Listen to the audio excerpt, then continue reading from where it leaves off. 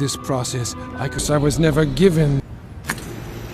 It was a huge 200 bulbs, that kind of parts. The current welcome dear rockets. आज हम आपके लिए लेकर आए हैं एक special movie free energy of Tesla. एक बहुत ही टैलेंटेड आदमी जो इंसानियत के लिए कुछ करना चाहता है, उसे झूठ, कपट, षड्यंत्र इन जैसी इंसानी बीमारियों का सामना करना पड़ता है। सब उसे पीछे धकेलने की कोशिश करते हैं, फिर भी उसे यकीन होता है कि आम इंसान उसे समझेंगे और उसका साथ देंगे, लेकिन वे भी उसकी क्षमताओं और आइडियाज को सपोर्ट नहीं देते। पर उस इंसान के जाने के बाद लोग मातम मनाते हैं कि अगर वो इंसान होता तो दुनिया कहां से कहां पहुंच चुकी होती। कई बुद्धिमान लोगों की ऐसी ही कहानी है, लेकिन आज मैं जिसका जिक्र कर रहा हूं उसका नाम है निकोला टेस्ला, जिसे फ्यूचर मैन भी कहा जाता है। टेस्ला 19th सेंचुरी का Serbian American inventor, electrical engineer और मैकेनिकल इंजीनियर था, जिसके फ्यूचरिस्टिक आइडियाज को उस समय के लोगों ने समझा नहीं, लेकिन बाद में सबको पछतावा हुआ। उम्मीद है आप इस फ्यूचर मैन की पूरी कहानी सुनेंगे और समझेंगे। दरअसल मरने से पहले टेस्ला ने अपनी माँ को एक लेटर लिखा था, जिसमें उसने बताया कि मैंने अपना पूरा जीवन इंसानियत के फ्यूचर के लिए काम किया, लेकिन बदले में उन्होंने मुझे सिर्फ तकलीफ और अपमान ही दिया। तो सोचिए इस इंसान ने कितनी तकलीफ झेली होगी। चलिए इस इंपॉर्टेंट इंसान की कहानी को देखते हैं। वैसे ऐसे डिफरेंट मूवीज के लिए अभी चैनल को सब्सक्राइब कीजिए और बेल आइकन को जरूर क्लिक कीजिए। अपना यूट्यूब का नोटिफिकेशन ऑन रखिए। इंस्टाग्राम और फेसबुक पे आप हमें फॉलो कर सकते हैं। अब चलते हैं मूवी के अंदर। मूवी की शुरुआत 1873 में सर्बिया में होती है, जहाँ पर एक छोटे से घर में एक बच्चा बहुत ही बीमार पड़ा है। उसके पेरेंट्स बहुत परेशान है और डॉक्टर बताता है कि इसे कॉलरा हुआ है और इसका बचना बहुत मुश्किल है। माँ बाप टूट जाते हैं, लेकिन बीमार बच्चा एक मशीन को इमेजिन कर रहा होता है और अपनी इमेजिनेशन में वो उस मशीन के हर पार्ट को क्लियरली देख सकता है और उसे टच भी करके देखता है। उसे लगता है कि बिजली गिर रही है और उस एनर्जी को वो कंप्रेस करके अपने अंदर खींच रहा होता है। तब वो आंखें खोलकर अपने पेरेंट्स से कहता है कि सपने में मैंने इस दुनिया का फ्यूचर देखा था, जिसमें मैं एक वर्ल्ड फेमस इंजीनियर बनने वाला हूँ। मेरी मशीन इस दुनिया को बदलने वाली है। पर उसके पिता कहते हैं कि अगर तुम ठीक हो गए तो तुम्हें भगवान की सेवा में जीवन बिताना होगा। पर बच्चा तेज बुखार में भी कहता है कि मैं सिर्फ इंजीनियर बनूंगा और कुछ भी नहीं। उसके पिता भी हाँ कर देते हैं। ये जवाब सुनकर बच्चा ठीक होता है और जैसा उसने कहा था वो एक इंजीनियर नहीं बल्कि एक वर्ल्ड फेमस साइंटिस्ट भी बन जाता है। इस लड़के का नाम है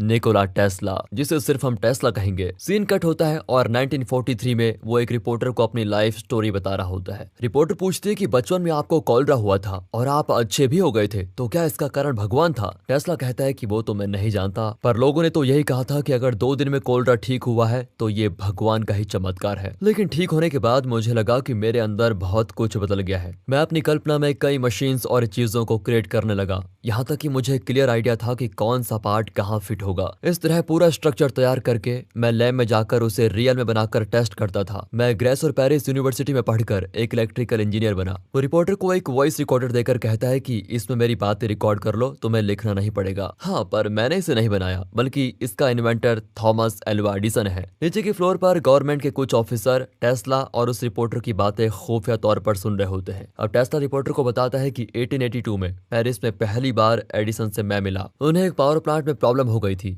एडिसन ने अनाउंस किया कि जो उस प्रॉब्लम का पता लगाएगा उसे $25,000 दिए जाएंगे। मैंने उस प्रॉब्लम को सॉर्ट किया और उसे सॉल्व भी करके दिखाया, लेकिन एडिसन ने मुझे $25,000 दिए ही नहीं और मुझे धोखा दिया। फिर मैंने फैसला कर लिया कि आइंदा से मैं एडिसन से कभी नहीं मिलूंगा। लेकिन सर, आपने उसके बाद भी तो एडिसन के साथ काम किया था। इस पर टेस्ला गुस्से में कहता है कि मैं बेवकूफ था जो उसके साथ काम करने चला गया। मेरे पास पैसे भी नहीं थे। मुझे रशिया से भी कई ऑफर्स मिल रहे थे, लेकिन एडिसन ने मुझे अपनी कंपनी में चीफ इंजीनियर की पोजीशन ऑफर की। उन पर भरोसा करके मैंने दूसरे ऑफर्स को ठुकरा दिया और न्यूयॉर्क में उनकी कंपनी ज्वाइन कर ली। लेकिन जब मैं ज्वाइन करने गया तो एडिसन ने सबके सामने कहा, तुम एक रेगुलर इंजीनियर के तौर पर ही काम करोगे, कुछ साल काम करने के बाद ही तुम्हें चीफ इंजीनियर बनाया जाएगा। टेस्ला बहुत ही इंसल्टेड फील करता है। उसके आगे 2 रास्ते हैं, या तो वो ये नौकरी छोड़कर चला जाए या फिर इस नौकरी में रहकर अपनी काबिलियत प्रूव करे। बाहर जाने से वो भूखा मर जाएगा, इसलिए वो दूसरा रास्ता चुनता है और एक रेगुलर इंजीनियर का काम करते हुए खुद को प्रूव करने की कोशिश करता है। वो दिन में 18 घंटे काम करता है और एडिसन के डीसी मोटर को रिपेयर करता है। पूरे दिन में वो सिर्फ 3 घंटे ही रेस्ट करता है, लेकिन उस वक्त भी उसे इमेजिनेशन में डीसी मोटर के पार्ट्स दिखते हैं। इन्हीं इमेजिनेशंस की मदद से वो डीसी मोटर की प्रॉब्लम को सॉल्व कर देता है और एसी मोटर और जनरेटर का आविष्कार करता है। चलिए इसे सिंपल शब्दों में समझते हैं। इलेक्ट्रिक करंट किसे कहते हैं? एक इलेक्ट्रिसिटी कंडक्टर में इलेक्ट्रॉन पास होते हैं तो उसे इलेक्ट्रिक करंट कहा जाता है। एडिसन के डीसी यानी डायरेक्ट करंट मोटर में इलेक्ट्रॉन्स का डायरेक्शन नहीं बदलता और वो एक ही तरह से फ्लो करता है। अगर इस मोटर में हम 1 मील की दूरी पर किसी डिवाइस को करंट सप्लाई करेंगे तो दूरी के बढ़ते बढ़ते करंट की पावर कम हो जाएगी। अगर डीसी ही यूज करना है तो हर मील पर कम से कम एक पावर प्लांट बनाना जरूरी होगा। अगर न्यूयॉर्क जैसी सिटी को पावर सप्लाई करना है तो एक बहुत ही बड़ा नेटवर्क क्रिएट करना होगा। इसकी कॉस्ट तो आसमान छू देगी। इस प्रॉब्लम को सॉल्व करने के लिए टेस्ला अपनी कल्पना में एक नई टाइप की मोटर तैयार करता है जिसे वो कहता है एसी मोटर। एसी यानी कि ऑल्टरनेटिंग करंट। डीसी मोटर में जो इलेक्ट्रॉन्स एक ही डायरेक्शन में फ्लो करते हैं, वहीं एसी मोटर में इलेक्ट्रॉन्स कहीं नहीं जाते बल्कि अपनी जगह से बहुत ही छोटी डिस्टेंस के लिए हिलते हैं और फिर अपनी जगह पर वापस आ जाते हैं। इससे उसके पास वाले इलेक्ट्रॉन्स हिलते हैं और इस तरह आगे पीछे हिलते हुए ये इलेक्ट्रिसिटी को एक जगह से दूसरी जगह को पास करवाते हैं। टेस्ला इसे फ्रीक्वेंसी कहता है और इस फ्रीक्वेंसी को कम ज्यादा करके हम करंट को कम ज्यादा कर सकते हैं। इससे पावर की बचत भी होती है और पूरी न्यूयॉर्क सिटी के लिए सिर्फ एक ही पावर प्लांट काफी होगा। यही है टेस्ला के एसी जनरेटर का कॉन्सेप्ट और हर जगह घर घर में यही करंट यूज हो रहा है। वैसे है ना कमाल की बात। खैर अब कहानी में टेस्ला अपने इस नए मोटर को अंजाम देने के लिए दिन रात काम करता है। फिर उसके बाद एसी मोटर का रियल डिजाइन तैयार करता है। एक दिन एडिसन उसको देख लेता है और पूछता है कि ये तुम क्या कर रहे हो। फिर वो एडिसन को एसी मोटर का कॉन्सेप्ट समझाता है। अब एडिसन कहता है कि अगर तुमने सक्सेसफुली एसी मोटर बना दिया तो मैं तुम्हें $50,000 दे दूंगा। ये सुनकर टेस्ला की खुशी का ठिकाना नहीं होता। वो दिन रात मेहनत करके एसी मोटर तैयार कर लेता है और उसका पूरा डिजाइन एडिसन को दिखाता है। एडिसन तो दंग रह जाता है और उसकी बहुत प्रशंसा करता है। लेकिन जब टेस्ला $50,000 मांगता है तो इस बार भी एडिसन अपने वादे से मुकर जाता है और कहता है उसके बदले में तुम्हारी वीकली सैलरी $16 से $26 कर दूंगा। इससे ज्यादा मैं कुछ नहीं कर सकता। टेस्ला इस धोखे को बर्दाश्त नहीं कर पाता और एडिसन की नौकरी छोड़कर चला जाता है। अगले 2 साल टेस्ला के लिए बड़ी मुश्किल भरे होते हैं। खाने के लिए भी पैसे नहीं होते। एक टैलेंटेड इलेक्ट्रिकल इंजीनियर अब एक छोटी दुकान में काम करता है। इस तरह दिन गुजरते जाते हैं। लेकिन टेस्ला के एक दोस्त के जरिए कुछ इन्वेस्टर्स को टेस्ला के टैलेंट का पता चलता है और वे उस पर इन्वेस्ट करने को तैयार हो जाते हैं। उसकी किस्मत बदलने लगती है और वो एडिसन के ऑफिस के सामने अपना एक बड़ा ऑफिस खोलता है। उसकी कंपनी का नाम है Tesla arc and light company. धीरे धीरे अमेरिका के हर कोने से टेस्ला को ऑर्डर्स मिलते हैं और वो सारे ऑर्डर्स को पूरा करता है। टेस्ला अब धीरे धीरे निचले स्तर से ऊपर उठ चुका है और वो बहुत ही अच्छी तरह जानता है कि फ्यूचर में पूरी दुनिया उसके आइडिया से बने एसी करंट को यूज करेगी। इसलिए वो 1888 में एसी करंट का पेटेंट राइट्स ले लेता है। लेकिन उस वक्त तो ज्यादातर डीसी करंट ही यूज किया जाता था और लगभग 100 डीसी पावर प्लांट्स बनाए जा चुके थे। एक दिन जॉर्ज वेस्टिंगहाउस नाम का आदमी टेस्ला से मिलने आता है। वो चाहता है कि एग्जिस्टिंग पावर प्लांट से उसकी कंपनी के पावर प्लांट को पावर ट्रांसफर की जाए। वायर के जरिए पावर ट्रांसफर किया जा सकता है लेकिन इतनी दूर लाने में पावर लॉस बहुत होगा। मैं तो बड़ी दुविधा में हूँ टेस्ला, तुम्हें कुछ आइडिया दे दो। अपने टेस्ला के पास तो पहले से इसका सोल्यूशन था। वो जॉर्ज को एसी पावर का कॉन्सेप्ट समझाता है और कहता है कि इस करंट को लॉन्ग डिस्टेंस भी ले जाया जा सकता है। जॉर्ज का मुंह खुला का खुला रह जाता है। वाह, ऐसा ब्रिलियंट आइडिया मैंने आज तक नहीं देखा। तुम कहाँ थी आज तक? वो कहता है कि तुम्हारे हर पेटेंट का मैं $1 मिलियन देने को तैयार हूँ और तुम्हारे एसी जनरेटर से प्रोड्यूस होने वाले हर हॉर्स पावर के लिए मैं $1 देने को तैयार हूँ। इतना बड़ा ऑफर टेस्ला के सामने रखकर वो स्पॉट पर ही टेस्ला को $1 मिलियन का चेक पकड़ाता है। फिर $1 मिलियन का आधा हिस्सा वो अपने उस दोस्त को देता है जिसकी वजह से टेस्ला की लाइफ चेंज हुई है। अपने उस दोस्त का एहसान टेस्ला जिंदगी भर नहीं भूलता। अब प्रेजेंट में टेस्ला रिपोर्टर से बात करते हुए कवर से एक वायर बेड जैसी चीज निकालता है। उसमें से करंट निकलता है पर टेस्ला उसे टच करता है तो उसे शॉक नहीं लगता। रिपोर्टर तो बिल्कुल चौंक ही जाती है। तब टेस्ला बताता है कि मिलियन वोल्टेज वाली बिजली भी मुझे कुछ नहीं कर पाई, ये तो कुछ भी नहीं। वो रिपोर्टर को बताता है कि 700 हर्ट्ज से ज्यादा फ्रीक्वेंसी वाले करंट से शरीर को कुछ नहीं होता, वो शरीर के अंदर से पास कर जाता है। रिपोर्टर भी उसे टच करती है और उससे भी कुछ नहीं होता। अब वो टेस्ला की असली काबिलियत रियलाइज करती है। अब टेस्ला आगे बताता है कि वो जॉर्ज के लिए एसी जनरेटर बनाता है, पर इसी बीच एडिसन एक केस दर्ज करता है कि टेस्ला के एसी मोटर की वजह से मेरा बिजनेस लॉस हो रहा है। लेकिन मजे की बात यह है कि जज टेस्ला के पक्ष में ही फैसला सुनाता है क्योंकि बिजनेस में नए आविष्कार तो होते रहते हैं। अपना खुद का बिजनेस चलाने के लिए कोई आविष्कारों पर रोक तो नहीं लगा सकता ना।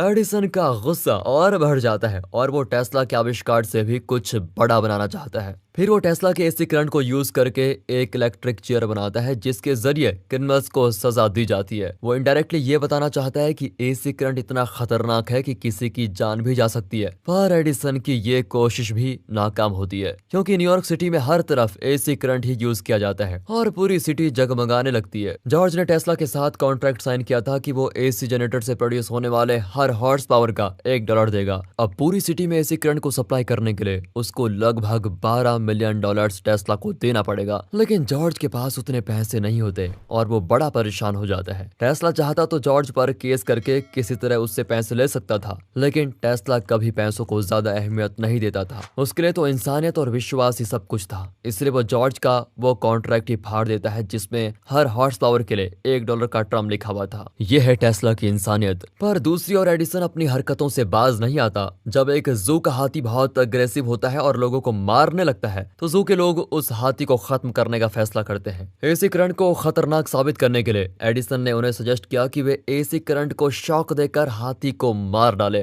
टेस्ला की पॉपुलैरिटी को डाउन करने के लिए एडिसन की हर एक कोशिशें नाकाम हो गई थी क्योंकि लोग एसी करंट की अहमियत को समझने लगे थे। इतना ही नहीं, खुद एडिसन अपनी कंपनी में एसी करंट यूज करता था। फिर अगले 7 साल टेस्ला हाई फ्रीक्वेंसी वाले करंट और मैग्नेटिक फील्ड जैसे कई विषयों पर काम करता है। उस जमाने में वो बिना किसी वायर के एक लाइट बल्ब को जलाकर दिखाता था, देखने वाले तो दंग रह जाते हैं। फिर अपने लैब में वो बिजली क्रिएट करके उसे अपने हाथों से कंट्रोल करता है। सब उसे मैन ऑफ द फ्यूचर कहने लग जाते हैं। इसी समय टेस्ला की लैब में आग लग जाती है। इतने साल की मेहनत, टेस्ला के इक्विपमेंट्स, एक्सपेरिमेंट्स, डिजाइन, डॉक्यूमेंट सब जलकर राख हो जाते हैं। पर टेस्ला एक मामूली इंसान नहीं था। उसके एक्सपेरिमेंट्स, रिसर्च, डॉक्यूमेंट्स सब उसके माइंड में स्टोर थे। अगले 1 साल में वो सब कुछ रिक्रिएट कर लेता है, पर उसके बाद वो एडिसन से कभी नहीं मिलता। इसी बीच जॉर्ज नाइग्रा फॉल्स के पास वाले हाइड्रो इलेक्ट्रिक पावर प्लांट में एक टेंडर लेता है और वो कॉन्ट्रैक्ट टेस्ला के पास आता है। वे $1 लाख का कॉन्ट्रैक्ट टेस्ला को देते हैं और वो एक नई मशीन बनाता है जिसे मैकेनिकल ऑसिलेटर कहते हैं। उसे टेस्ट करते वक्त सब कुछ हिलने लगता है, पूरी बिल्डिंग हिलती है और बाहर सड़क क्रैक होने लग जाती है। बहुत बड़ा अर्थक्वेक आता है। ये देखकर तो टेस्ला उस मशीन को तोड़ ही देता है। अब प्रेजेंट में वो बताता है कि अगर उस दिन मैंने उस मशीन को नहीं तोड़ा होता तो मेरी वजह से न्यूयॉर्क सिटी मिट चुकी होती। रिपोर्टर पूछती है कि क्या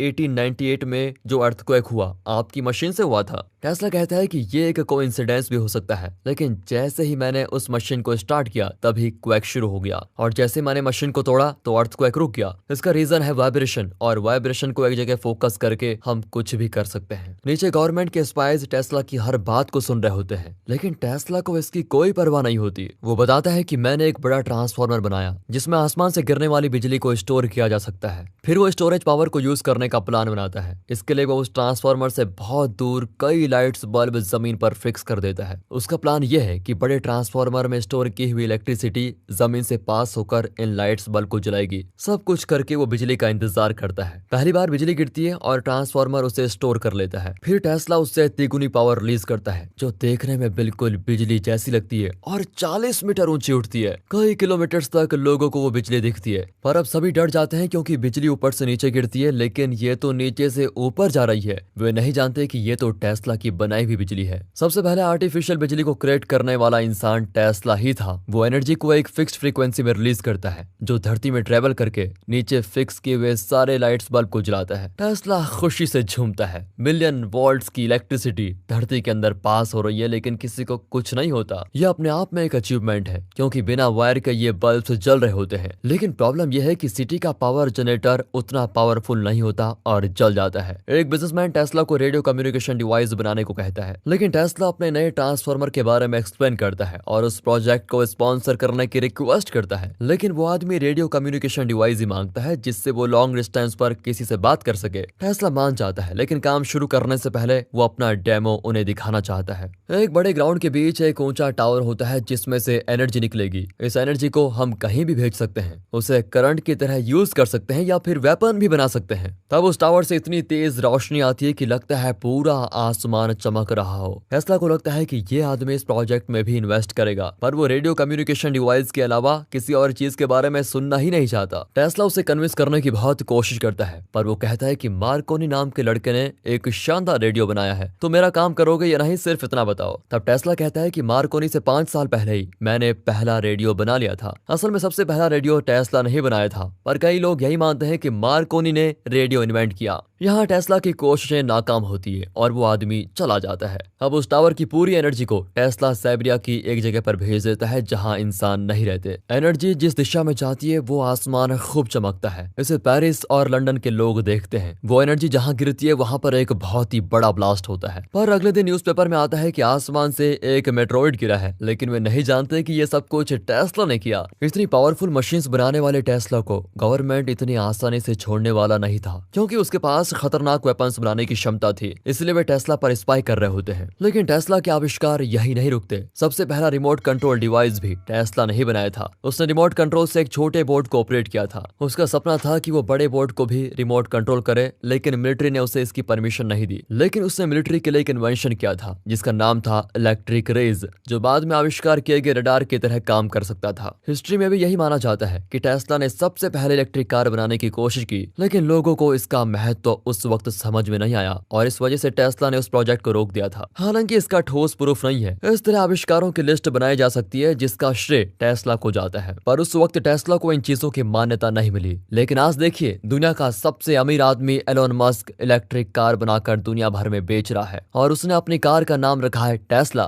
दरअसल एलोन मस्क ने निकोला टेस्ला को सम्मानित करने के लिए ही अपनी कार को यह नाम दिया है। अब कहानी में टेस्ला बताता है कि उसने एलियन से भी बातें की है। रिपोर्टर तो विश्वास ही नहीं करती। तब टेस्ला बताता है कि अपने फ्रेंड के लिए रेडियो ट्रांसमीटर की क्वालिटी बढ़ाते वक्त मुझे एक सिग्नल मिला था। मैंने उस सिग्नल को ट्रेस किया तो वो प्लेनेट मार्स से आ रहा था। दरअसल 1926 में अर्थ और मार्स नजदीक आ गए थे और तभी मुझे वो सिग्नल मिला था। मुझे पूरा यकीन है कि सच में एलियंस हैं और कभी ना कभी तो हम उनसे जरूर मिलेंगे और तब हमें उनसे बहुत कुछ सीखने को मिलेगा। फिर टेस्ला विंडो खोलता है तो बाहर बिजली गिरती है और बादल गरजते हैं। रिपोर्टर पूछती है, क्या आपको बिजली से डर नहीं लगता? टेस्ला हंसकर कहता है कि बचपन में मैं एक पेड़ के पास गया तो उस वक्त मुझ पर बिजली गिरी, पर मुझे कुछ नहीं हुआ। उस दिन से मेरे और बिजली के बीच एक कनेक्शन शुरू हो गया था। सपनों में भी मैं यही सब कुछ देखता हूँ। तभी टेस्ला बाहर हाथ बढ़ाता है और बाहर गिरती हुई बिजली को अपने हाथ में पकड़कर कमरे के अंदर छोड़ता है और इलेक्ट्रिक चीजें फटने लगती है। रिपोर्टर बहुत ही डर जाती है और वो पूछती है कि सर, आपको सभी मैन ऑफ द फ्यूचर कहते हैं, आप बताइए फ्यूचर कैसा होगा? टेस्ला कहता है कि जो लोग मुझे समझ नहीं सकते वो फ्यूचर में जरूर समझेंगे। हर इंसान के हाथ में उसका एक पर्सनल रेडियो होगा जिससे वे लॉन्ग डिस्टेंस में किसी से भी बात कर पाएंगे।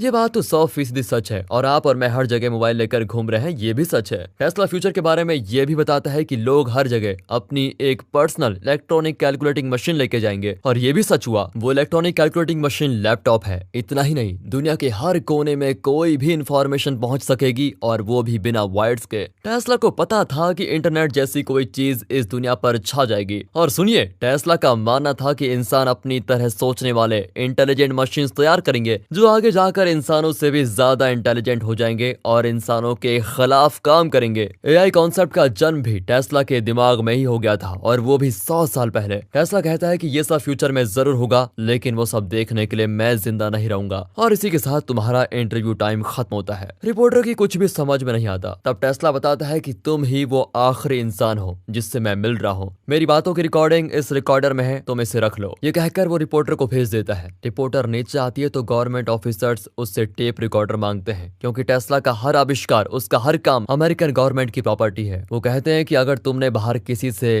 टेस्ला की बात शेयर की तो उम्र भर जेल में सड़ोगी। इस तरह उसे धमकाकर वे रिकॉर्डर ले लेते हैं और रिपोर्टर चली जाती है। 2 दिन बाद वो फिर उसी होटल में आती है और टेस्ला के कमरे को देखती है। वहाँ का सेटअप ही चेंज हो चुका है। वहाँ की स्टाफ बताती है कि यहाँ टेस्ला नाम का कोई आदमी रहता ही नहीं था। कुछ दिन के बाद टेस्ला की मृत्यु की खबर आती है और उसका फ्यूनरल भी होता है। डॉक्टर्स कहते हैं कि हार्ट फेलियर की वजह से टेस्ला की मौत हुई थी, लेकिन कुछ लोगों का मानना था कि टेस्ला मरा नहीं था, बल्कि उसे किडनैप किया गया और किसी और की बॉडी का फ्यूनरल हुआ था और ये खबर फैलाई गई है कि ये टेस्ला की बॉडी है। कुछ लोग तो ये भी मानते हैं कि यूएस गवर्नमेंट ने खतरनाक डिवाइसेस बनाने के लिए टेस्ला को बहुत टॉर्चर किया। दरअसल टेस्ला की सबसे इंपॉर्टेंट इन्वेंशंस क्लासिफाइड थी, यानी ऑफिशियल सीक्रेट थी। यहाँ तक कि उसने टेलीपोर्टेशन के बारे में भी पूरी रिसर्च की थी। हालांकि यूएस गवर्नमेंट ने इन बातों को अफवाह का नाम दे दिया, लेकिन ये बात सच है कि वो कई बार टेस्ला से मिले थे और कई चीजें बनाने के लिए मजबूर भी करते थे। टेस्ला ने बिना फ्यूल के सिर्फ हवा की मदद से चलने वाली कार बनाई थी, लेकिन लोगों की तरफ से उसे कोई सपोर्ट नहीं मिला। किसी को उसकी कद्र नहीं थी। रेडियो, जो कि टेस्ला का आविष्कार था, उसका क्रेडिट मार्कोनी को दिया गया, पर टेस्ला ने उस पर केस किया और कई साल की इस लड़ाई के बाद उसे इस इसका क्रेडिट मिला। इतने इंपॉर्टेंट साइंटिस्ट के बारे में ना तो हम स्कूल में पढ़ते और ना ही उसके बारे में जानते हैं। उस जमाने से लेकर आज तक इंपॉर्टेंट और सच्ची बातों को बहुत ही कम लोग सपोर्ट करते हैं, और उस वक्त लोग टेस्ला को समझ पाते, उसे सपोर्ट करते, तो आज इस दुनिया में पेट्रोल और डीजल के लिए युद्ध नहीं होते, वातावरण शायद कई ज्यादा साफ होता। टेस्ला के और भी कई आविष्कारों के बारे में हमें जरा भी आइडिया नहीं है और शायद फ्यूचर में भी हमें इसका पता नहीं चलेगा। लेकिन अगर टेस्ला के बारे में बच्चों को सिखाया जाए तो यंगस्टर्स को हर जमाने में इंस्पिरेशन मिलता रहेगा। और इसी मैसेज के साथ ये मूवी यहाँ पर खत्म होती है। तो दोस्तों, आपको कैसी लगी इन्फॉर्मेटिव मूवी? वीडियो अच्छी लगी हो तो लाइक कीजिए और चैनल को सब्सक्राइब। मिलते हैं अगली वीडियो में, तब तक के लिए गुड बाय, अपना ख्याल रखिए and finally thanks for watching.